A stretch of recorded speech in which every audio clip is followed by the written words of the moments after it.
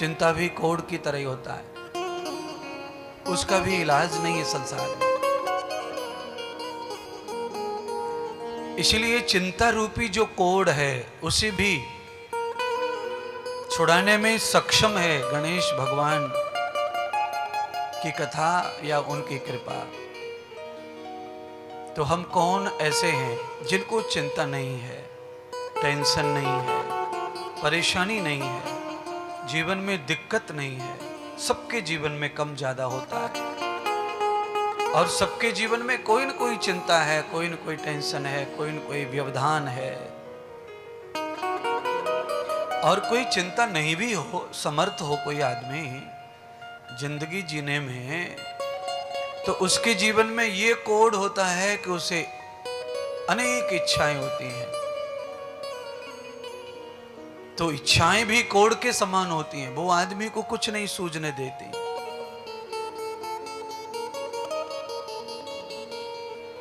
तो एक प्रकार की बीमारी नहीं है हमारे जीवन में,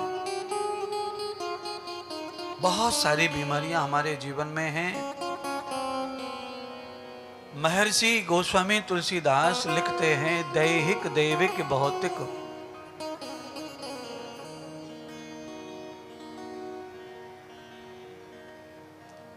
एक प्रकार का कष्ट नहीं है अपने जीवन में, अनेक प्रकार। अनेक प्रकार माने कम से कम 3 प्रकार का कष्ट है। एक दैहिक कष्ट है शारीरिक, और एक दैविक कष्ट है देवताओं का, प्रकृति का दिया हुआ दंड कष्ट, और एक भौतिक कष्ट है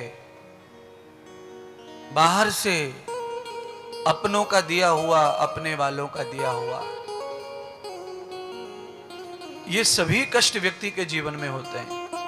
हाँ, इतना है किसी के जीवन में परसेंटेज ज्यादा होता है, किसी के जीवन में परसेंटेज कम होता है, पर सबके जीवन में ये 3 प्रकार की व्यवधान हैं, दैविक व्यवधान, दैहिक व्यवधान और भौतिक व्यवधान, सांसारिक व्यवधान। किसी को नुकसान हो गया, किसी को कोई मर गया, किसी ने चुगली कर दी, किसी ने बदनाम कर दिया, किसी ने बढ़ा चढ़ा के अपमान कर दिया। ये भौतिक दुख है। और ये तो घर में सास बहू हैं तो होता है, जेठानी देवरानी है तो होता है, घर में ननद भाभी है तो ये दुख होगा, इससे कोई नहीं बच सकता है। ये भौतिक दुख है। आज आपके पास में भगवान ने कृपा कर दी कि पैसा था, तो आपने पैसे का सदुपयोग किया, उपयोग किया या दुरुपयोग किया, उसे खर्च किया, आपने ये सब खड़ा कर लिया, वो बना लिया या चला लिया, तो आपने तो ये सब किया था साधन अपने सुख सुविधा के लिए। पर कभी कभी आप अपने पैसे को अपने ऊपर ही खर्च करने लगते हैं, उसके ऊपर भी बहुत बड़ा दुख आ जाता है, बीमारी आ जाती है, कष्ट आ जाता है। आपका वो जो सुख है वो किसी को बहुत बुरा लगता है, वो आदमी कोई चिढ़ जाता है। और कोई प्रशासनिक प्रॉब्लम आ जाती है, आपके ऊपर कोई रेड हो जाता है, आपकी कोई इंक्वायरी आ जाती है, तो आपका बंगला, गाड़ी, घोड़े सब दुखदायी हो जाते हैं। आप चाहे सरकारी तंत्र के किसी अपराध में ना फंसे हों, सेफ निकल जाएं, पर आपको महीनों तक तकलीफ में डाल देते हैं वो। ये भौतिक दुख है। अपनी मेहनत का अपने ही ऊपर खर्च करने से कभी कभी विपदा आ जाती है। आपका धन आपने कमाया और आपके ही पड़ोसी को नहीं जच रहा हुआ, अपने ही घर में अपने चाचा को नहीं जच रहा। और चाचा माने तो बहुत बढ़िया निकट वाला रिश्ता है, ये तो पिता का भाई है, वहीं जच नहीं रहा वो मामला, वहीं बिगड़ गया।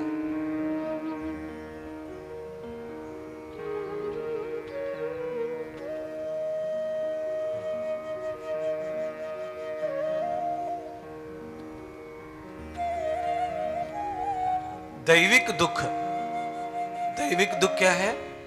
दैविक दुख यह है जिस पे आदमी का शासन ना हो और वो हर हाल में दुख भोगना पड़े। दैविक दुख है जैसे कल शादी हुई हमारी लड़की के रूप में, और कुछ हादसा हो गया, लड़का कहीं गया था और दूसरे ही दिन उसको डेथ हो गई। लड़की कलंकित हो गई, विधवा हो गई और उसके सपने टूट गए। उस पे उसका कोई बस नहीं है, वो कुछ नहीं कर सकती। भगवान की मूर्ति उठा के फेंक सकती है, चिढ़ सकती है, गुस्सा कर सकती है और खुद को भी मिटा सकती है, पर दुख को नहीं मिटा सकती। ये दैविक दुख है। अगर इस तरह का कोई हादसा जीवन में हो गया है तो इस पर चिढ़ना, रोना, धोना वो अलग बात है, पर ये दैविक दुख है। इसको हर हाल में सहना पड़ेगा, इसको कुछ नहीं कर सकते अपन। देवताओं के यहाँ, भगवान के यहाँ जमा दुख हमें प्राप्त होता है, उसे दैविक दुख कहते हैं। है हमारा, पर ये भगवान के यहाँ जमा दुख है। हमारे किसी पाप का फल भगवान के यहाँ जमा था और समय आया तो हमें वो प्राप्त हुआ, पर वो इस तरह प्राप्त होगा कल्पना नहीं थी, इसलिए बेहद परेशानी खड़ी हो जाती है।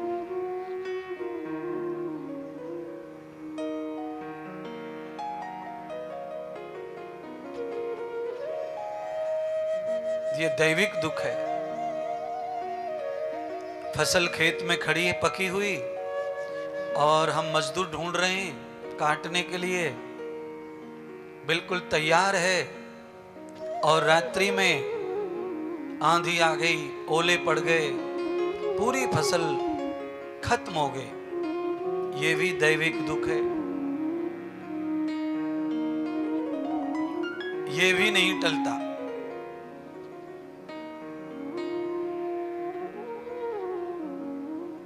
और एक दैहिक शारीरिक दुख, भारी बीमारी, ये भी टलता नहीं है। यानी ये तीन जो दुख हैं ये टलते नहीं हैं। और भगवान भृगु, महर्षि भृगु कहते हैं, भगवान व्यास कहते हैं कि इन तीनों दुखों से भी बचा जा सकता है अगर भगवान की शरण में रहा जाए तो। अधिपति भयाम, अधिपति भयाम द्वेतोर दुखम किल्बिषैर पाप विनश्यति दुहितं दुर्हितां तदं जीव प्रपन्नं सख्य दर्शनम।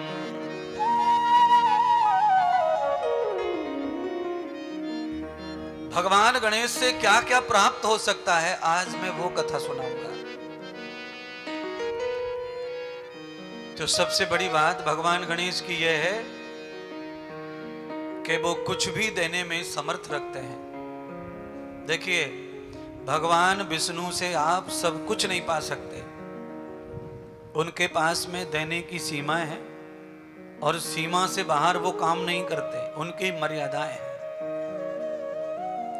ब्रह्मा जी से भी आप सब कुछ नहीं पा सकते, उनकी मर्यादाएं। शंकर से भी आप सब नहीं पा सकते, उनकी मर्यादाएं हैं। पर भगवान गणेश अग्र पूजक हैं, सब देवताओं के भी इष्ट हैं, इसलिए उनकी कोई सीमा नहीं है। वो अद्वितीय हैं, अद्भुत हैं और अनंत। वो कुछ भी आपको प्रदान कर सकते हैं।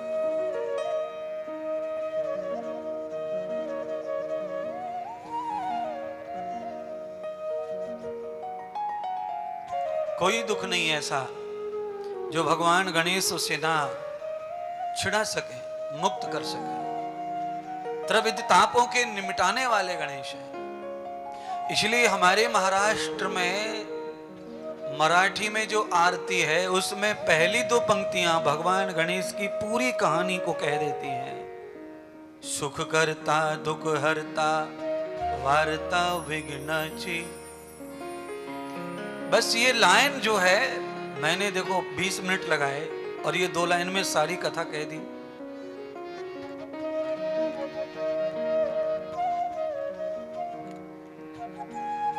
भगवान गणेश का स्वरूप ही यही है जो पंक्ति है पहली मराठी में। सुख करता दुख हरता वार्ता विघ्ना विघ्नाची।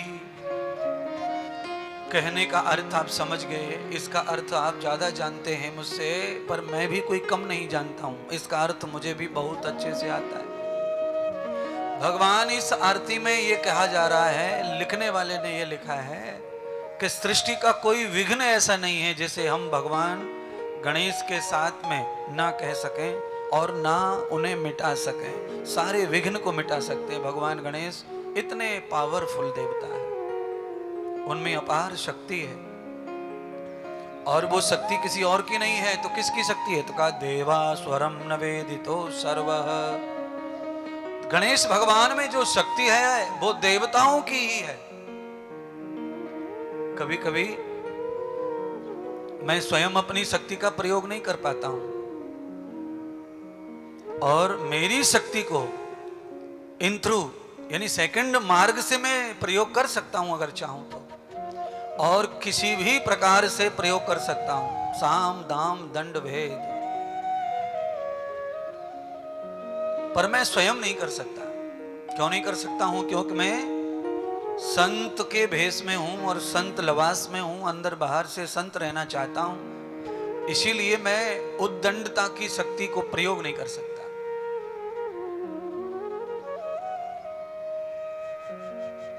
ऐसे ही देवताओं के साथ भी ऐसे ही,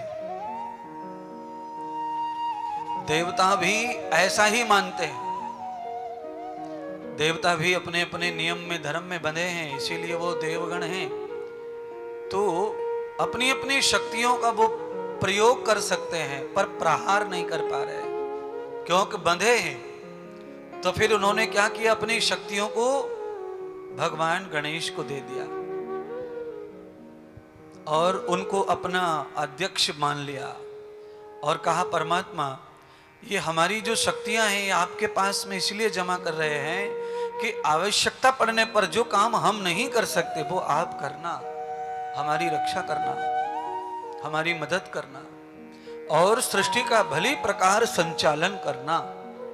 देवताओं की मदद करने का मतलब ये नहीं है कि देवताओं को गणेश से कुछ चाहिए। देवताओं की मदद करने का अर्थ है सृष्टि की मदद करना। प्रकृति में कभी कभी दोहन हो जाए तो उस दोहन को मत होने देना, शोषण को मत होने देना।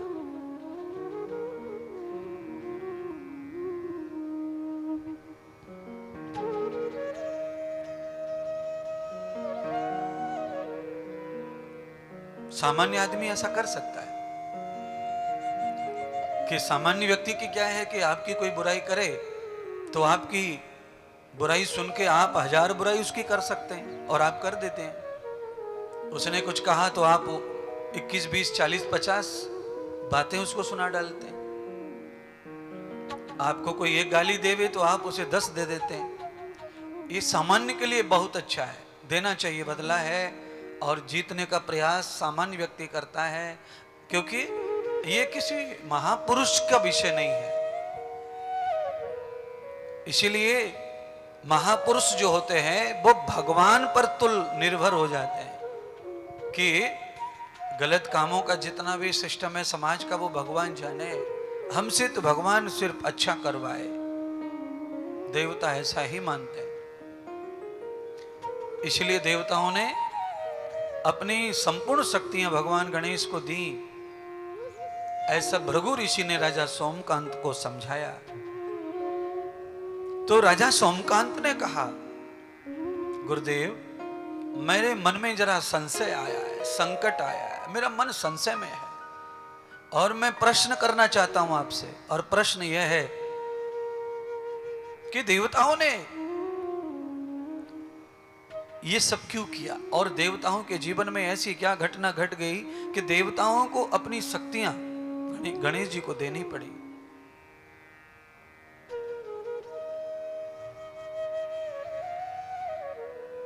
तब भृगु ऋषि ने कथा सुनाई। कहा, एक बार ब्रह्मा जी को सृष्टि करने का आदेश हो गया कि हे ब्रह्मा, तुम सृष्टि करो। प्रबुद्धम प्रकृत्यानाम तम सर्वेशाम पुण्योर जन्मस्य जन्मम शुभ। ऐसी सृष्टि करो कि जो शुभ ही शुभ हो। ब्रह्मा सृष्टि करने में असमर्थ हो गए, तो ब्रह्मा जी ने सोचा कि चलो जिन्होंने आदेश किया है वो विष्णु हैं, उनके पास चल के समाधान मांगते हैं कि महाराज हम तो कोशिश कर रहे हैं सृष्टि की, पर सृष्टि हमसे हो नहीं पा रही है, तो क्या करें। तो उस समय भगवान विष्णु क्षीर सागर में, काम तो कुछ था नहीं, प्रलय हो गया था, तो भगवान विष्णु शयन में चले गए। और ब्रह्मा जी जब वहां पहुंचे तो देखा कि भगवान तो शयन में है। अब भगवान विष्णु को कैसे जगाया जाए। भगवान ब्रह्मा सोच ही रहे थे भगवान विष्णु को जगाने का। इतनी ही देर में क्या हुआ कि त्रविधौरक्षरन्न वेदिताम भुक्ष, दो असुर ब्रह्मा जी को खाने के लिए दौड़ पड़े।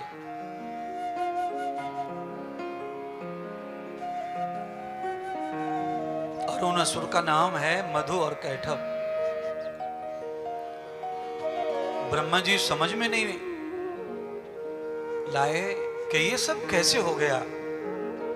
यानी कि सृष्टि का मुझे जुम्मा मिला है, जिम्मेदारी मेरी है सृष्टि की, और ये मधु कैटव, ये दुष्ट लोग ये कहां से आए, ये मुझे खाने वाले भुक्कड़ कहां से आए। भुक्षम, श्लोक में भुक्षम शब्द आया है, और भुक्षम का मतलब ही है भुक्कड़। यानी आदमी कभी कभी इतना भी भूखा हो सकता है कि वो हम एक दूसरे को खा जाएं, इतना भूखा भी हो सकते हैं हम कभी कभी, ये भी ऐसा हो सकता है। और महाराज ऐसा हो रहा है, केवल हम एक दूसरे को शरीर से नहीं खा रहे हैं, पर आदमी में इस समय सम्मान की और धन की इतनी भूख है कि वो किसी को भी छोड़ना चाहता, सब रिश्ते तोड़ के खाना चाहता है। यानी कि आदमी को इतनी पैसे की भूख बढ़ गई है, सम्मान की भूख बढ़ गई है कि वो आपको गर्त में डाल सकता है, आपको कितना भी नीचा कर सकता है, आपके बारे में आपको ब्लैकमेल करेगा, पर उसे पैसा होना और उसका सम्मान होना, चाहे आपका कितना भी अपमान हो जाए, उसे कोई लेना देना नहीं है। ये भी वही बात है जो कथा कह रही है। पर ये जो कथा है ये समझाने के लिए है, मनुष्य को सिखाने के लिए है कि नस्तम जीवनम कृतम कर्म क्रियान्वितम मानवस्य कर्मण्यो भूत यद्दर्शता। हे मानव, तेरे जीवन में इस तरह का कोई भी दर्शन क्रियान्वित नहीं होना चाहिए कि तू स्वार्थ में आ जाए और समाज को भक्षण करने लगे, समाज को खाने लगे। है देखिए, इसी समाज में आपने बहुत सारे घोटाले देखे, टीवी पे आते रहते हैं, फलाना नेता ये घोटाला, फलाना नेता ये घोटाला, फलाना ये घोटाला, फलाने ठेकेदार ने ये खा लिया, फलाना ये खा गया, फलाना वो खा गया। ये क्या है? ये वही है जो मधु कैटअप कर रहे हैं, वही ये सब लोग कर रहे हैं। इनमें और उनमें कोई विशेष अंतर नहीं है, सेम अंतर है और सेम जीवन है इनका। विवक्षितम भक्षौ। अच्छा बोलिए, किसी को आप टॉर्चर करके, ब्लैकमेल करके उससे पैसे लेकर, तो क्या फिर वो हीरा हो जाता है? जिससे आपने पैसे ले लिए ब्लैकमेल करके, फिर वो क्या हीरा हो गया, सज्जन हो गया, साधु हो गया, अच्छा हो गया? नहीं। पर आपको जो भूख है वो बुझ गई, और बुझ गई तो बुराई खत्म हो गई, सामने वाले की बुराई थी ही नहीं। ये केवल अपनी भूख, अपनी जो जिज्ञासाएं हैं, अपनी जो तृष्णा इच्छाएं हैं, अपना जो स्वार्थ है, मतलब है, अपना जो ईगो होता है, उसको पूरा करने के लिए आदमी ये गलतियां करता है। किसी को परेशान करना, किसी को टॉर्चर करना, किसी को इस तरह ब्लैकमेल करना, ये समाज में रूल सा बन गया है। और ये केवल समाज में नहीं है, बच्चे माता पिता को भी ब्लैकमेल करते हैं। बच्चा अपने माँ बाप को ब्लैकमेल करता है। मैंने तो कितने माँ बाप को रोते देखा है। बच्चे को स्कूटर चाहिए, नहीं तो वो मरने का बोलता है। और उसको ये वाला मोबाइल चाहिए, कौन से वाला, कोई नाम जो उसे पसंद है, नहीं तो वो मरने का बोलता है। उसको वहीं जाना है पढ़ने के लिए, नहीं तो वो मरने का बोलता है। और उसे शादी उसी से करनी है, नहीं तो वो मरने का बोलता है। इसी को ब्लैकमेल कहते हैं। माता पिता उसे इस तरह देख नहीं सकते, तो फिर वो उसके चंगुल में फंस जाते हैं और वो बर्बाद हो जाते हैं। और उसके बाद में माता पिता ने हार मान ली तो बस मम्मी अच्छी है, पापा अच्छे हैं, सब ठीक है, बढ़िया है, और ये सब नहीं किया तो सब आप लोग जो है आधे से ज्यादा तो भुक्तभोगी बैठे यहाँ। और टीवी पर भी आधे से ज्यादा लोग इसी प्रताड़ना से प्रताड़ित हैं। अब वो औलाद के ऊपर ही मैंने रख के बात कह दी है, तो आप हर तरह का भाव इसी में समझ लो कि समाज में इसी तरह सब चल रहा है। मधु कैटभ आए कहां से, वो खोज करने लगे ब्रह्मा जी।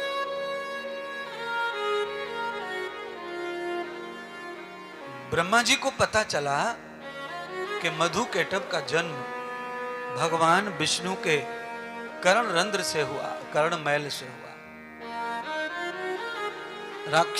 राक्षस का मतलब है दुख देने वाला। कान में एक जंतु पड़ जाता है, वो अति कष्ट देता है, बहुत पीड़ा होती है, कान बहुत दुखता है, सिर दुखता है, नींद नहीं आती, माथा फटने को होता है, सारी रिपोर्ट हो जाती है, कुछ नहीं आता है, और वो जंतु समझ में नहीं आता है। यही राक्षसी दर्द है, यही राक्षसी वेदना है, और ये सबके जीवन में है, कोई व्यक्ति बचा नहीं इससे। मधु कैटभ, मधु शब्द का अर्थ तो आप सब जानते हैं ना। मधु का अर्थ होता है मीठा, इसीलिए आपको जो भोगने में अच्छा लगता है वो आगे चल के जहर बनता है। एक भजन की पंक्ति में हमेशा गाता हूं, वो आप सुनेंगे तो आप भी गाएंगे, आपको याद होती है सब बातें मेरी। एक पंक्ति है वो बस,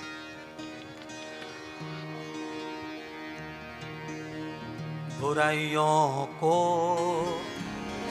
कभी जीवन में अपनाना नहीं चाहिए,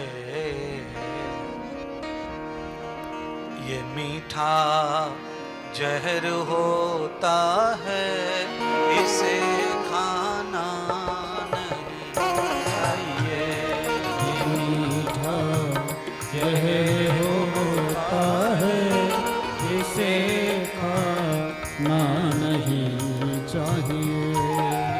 बुराइयों को कभी जीवन में अपनाना नहीं चाहिए, बुराइयों को कभी जीवन में अपनाना नहीं चाहिए। मीठा जहर होता है, इसे खाना नहीं चाहिए। मैंने कहा एक ही पंक्ति है, इसलिए नाचने की जरूरत नहीं। नाचने के लिए भी गाएंगे, तब 2-4 मिनट और लगाएंगे, वह मौका भी देंगे। ये भजन नहीं है, ये खाली पद है। भाग्य मेरा अच्छा है, आपका भी अच्छा है कि बात कहते कहते कुछ बातें याद आ जाती हैं तो बात पूरी हो जाती है। मधु कैटभ, कैटभ नाम है कर्तव्य का, पर आदमी जब कर्तव्य विमुख हो जाता है, कर्तव्यहीन हो जाता है, तो वही राक्षस बन जाता है। और दुनिया की कोई भी बुराई अच्छी लगती है। आप दुराचारी करो, जुआ खेलो, शराब पियो, ये सब बुराइयां हैं पर अच्छी लगती हैं करने वाले को, बहुत आनंद देती हैं उसे। पर न क्षणम न वेदितम सुख, ये क्षण क्षण सुख है और हर क्षण ये बदलता रहता है बंधु। और जब ये बदलता है तो आपके जीवन में ये कष्ट लेकर आता है, तूफान लेकर आता है, ये दुख लेकर आता है। इसीलिए अनुभव की बात है ये जीवन में। मेरे अनुभव भी बहुत हैं जीवन में और आपको किताबी अनुभव भी है, ये किताब का भी, कथा का भी।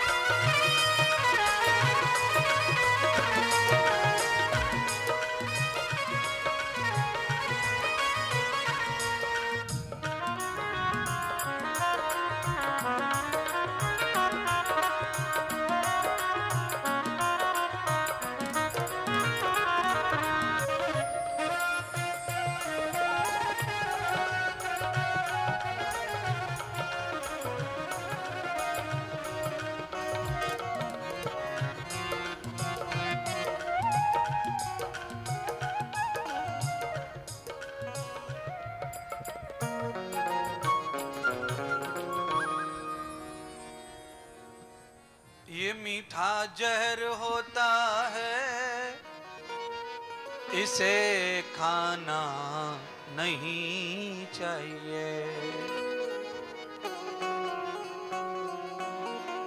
अभेद मित्रता भी मीठा जहर है, अभेद मित्रता। ये भले ही अच्छा लगता हो पर इससे बड़ा जीवन में कोई विष नहीं हो सकता। आदमी बिना विष के मर जाता है, अभेद मित्रता हो जाए।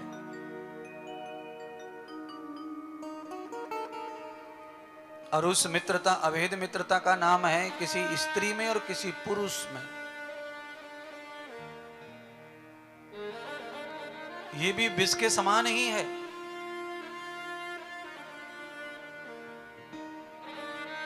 इस मित्रता में कुछ सत्य मित्रता है, वो भी विष के समान थी। जैसे लोग गाते हैं प्रेम के बारे में, बोलते हैं, इतिहास लिखे हैं।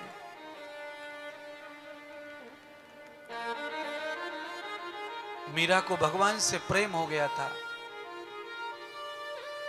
तो मीरा ने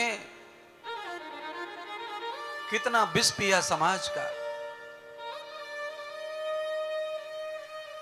पर मीरा का प्रेम सच्चा था। पत्थर से भगवान कृष्ण को प्रकट होना पड़ा मीरा की सच्चाई के लिए। ये अभेद प्रेम है, स्त्री पुरुष।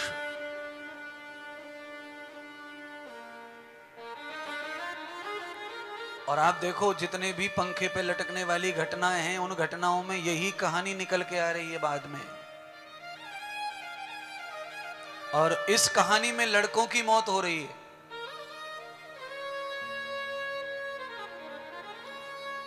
स्त्री कम झूल रही है, पुरुष ज्यादा झूल रहा है पंखे से। यह मीठा जहर होता है, इसे खाना नहीं चाहिए। और गलती किसी से भी हो सकती है। बड़े बड़े महापुरुष, बड़े बड़े ज्ञानी पुरुष इस गलती से बचे नहीं हैं।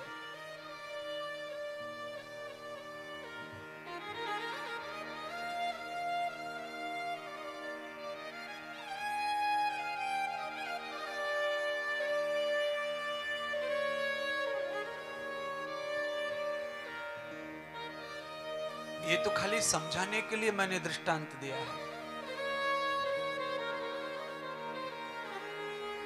देव और दानव ये अभेद रिश्ता है। अगर ये रिश्ता जुड़ गया तो इसमें संकट आएगा, व्यवधान आएगा, दुख आएगा, क्लेश आएगा। और इसीलिए देव और दानवों का कभी मेल नहीं हुआ। और मेल नहीं हुआ इसलिए भी विवाद होता रहा, झगड़ा होता रहा, युद्ध होता रहा।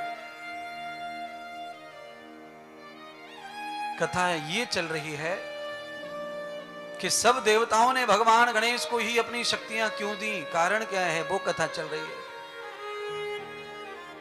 आपको समझाते समझाते कहीं आप ही ना फेल हो जाएं समझने में, इसलिए मैं बीच बीच में कथा का जो हेडिंग है उसे भी बताता रहूंगा।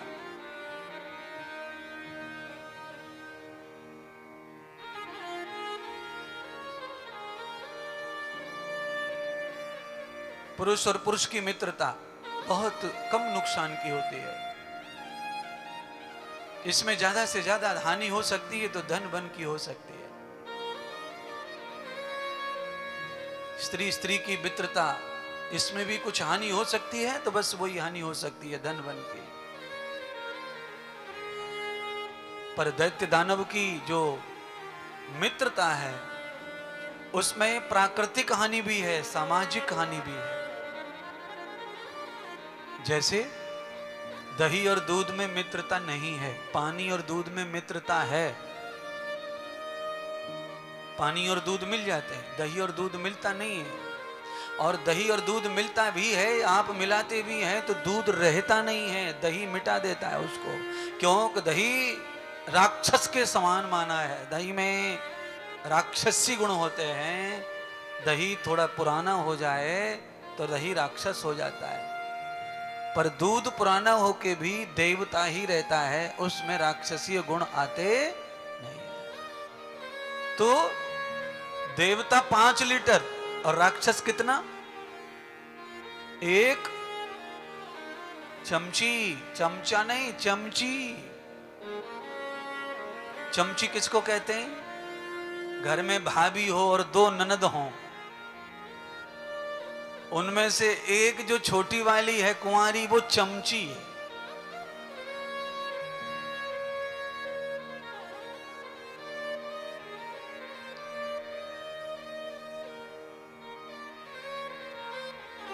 घर में ऐसे झगड़े होते रहते हैं।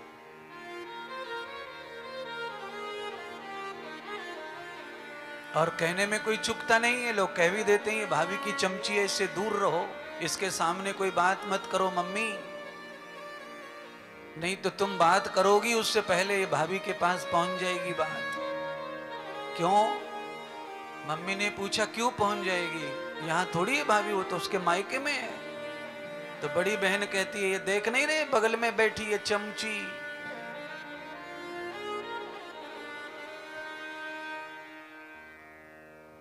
तो कहने का मेरा अर्थ ये है, राक्षस से भी अर्थ नहीं है मेरा। समझाने के लिए कथाओं में जोड़ रहा हूं इन बातों को, समझाने का अर्थ है, मेरा तात्पर्य है, मेरा मूल अर्थ में जो चाहता हूं आपको समझाना वो यह है कि कितनी भी अच्छाई हो पर उसमें थोड़ी सी बुराई ही समस्त अच्छाई पर पानी फेर देती है।